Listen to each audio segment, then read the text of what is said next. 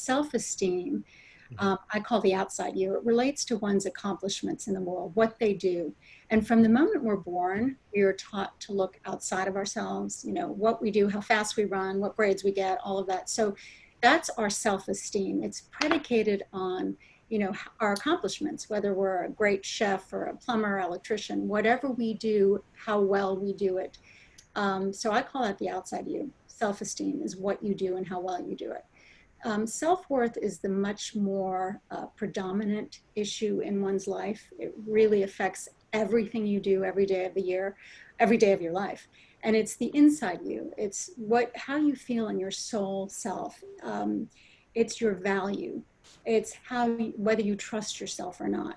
It's whether you trust yourself to make decisions. It's how worthy you believe you are. And at the end of the day, self-worth trumps self-esteem any day, because you can be the president of our country, or, you know, the head of a huge conglomerate, or an actress or celebrity, but still suffer from low self-worth.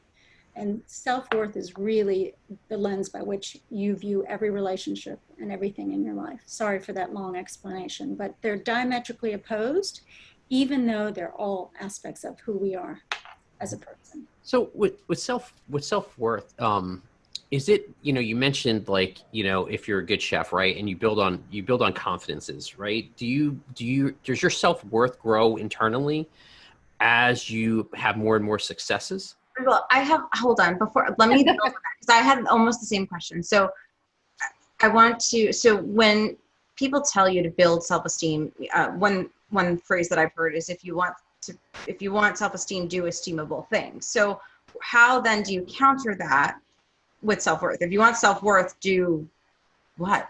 Worthy thing? Like, what is the thing? I think that's what you mean, right, Bryan? Like, how do you build that then?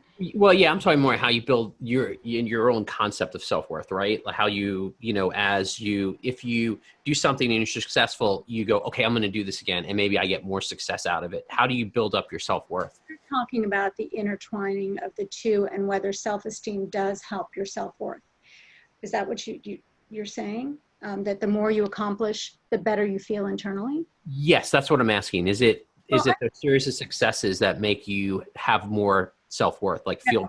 Not necessarily, which is shocking to a lot of people. I mean, it makes you feel good about what you do. And I use Michael Phelps, the greatest athlete of all time so far, as the perfect example, because he, you know, won all those medals. And after the London Olympics, he started to feel really bad, because he wasn't on stage, he wasn't doing what he's known for.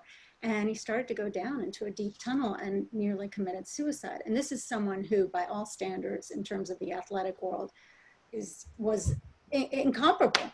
But he felt really bad. He felt unworthy.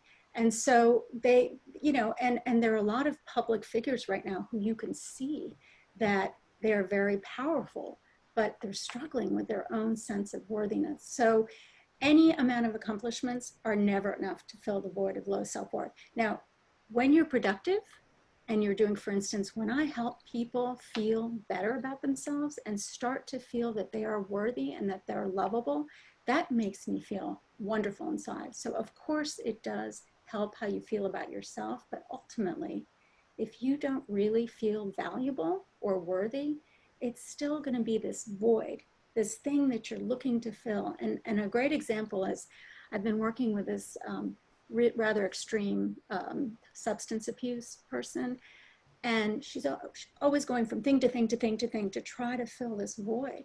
And I'm going here, I'm doing that. You know, she's constantly trying to escape what's in her brain, what's internal. And so even though she's doing things, she's getting further and further away from who she really is. And so that activity and that busyness is not addressing the lack of soul, the lack of value, the lack of really feeling like you matter. You know, I hate to borrow that phrase, but it comes all down to that. What is the meaning of my life? Do I matter?